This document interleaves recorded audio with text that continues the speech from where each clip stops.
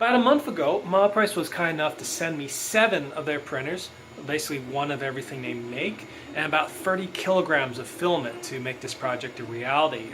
So it could be on display at their booth at CES 2018. I'm super grateful to them. They've been incredible supporters of Hiro Creations and have believed in a lot of my vision for all my crazy projects and everything.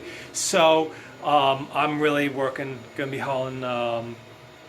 working overtime to make sure I don't let them down. So you'll notice I've been, for this last month or so, really quiet. That's probably because I've been working on getting this room kind of perfected. So you can see I have now I'm not super happy with it, but it works. They're rudimentary enclosures using very cheap rudimentary enclosures that don't look like cardboard or pink foam. Instead, I used $7.99 IKEA lac tables, some printed parts, and scrap acrylic that I've gotten from my local supplier, Piedmont Plastics. So pretty much I'm at a point where I'm really happy with where everything is. I've installed modifications to nearly every Monoprice printer I received. So in the case of the Monoprice Maker Select and Select Pluses, they all have now MOSFETs installed. Z braces, let's see, glass beds. Well, not all of them. I'm going to do an interesting experiment to see how the build-tack surface stacks up the glass. Personally, I like glass, but sometimes build-tack is really handy for ABS and preventing warpage, especially as the temperatures start dropping.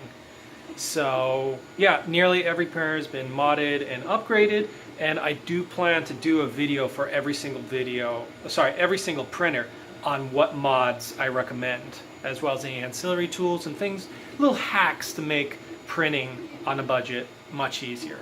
So yeah, let me give you a tour of the rest of the space. It's like I'm really happy how my workshop and the future of Hiro Creations is coming together. So, surprise! I got a haircut.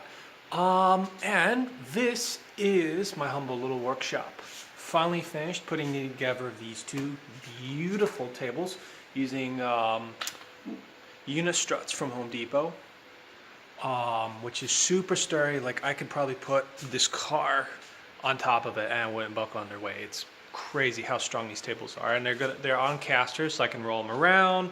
So right now I have them in 2 station configuration, and if I have a bigger project, which I anticipate I will with K2SO, I can put them both together and have it nice and extended. So yeah, right now working on one of the Monoprice printers.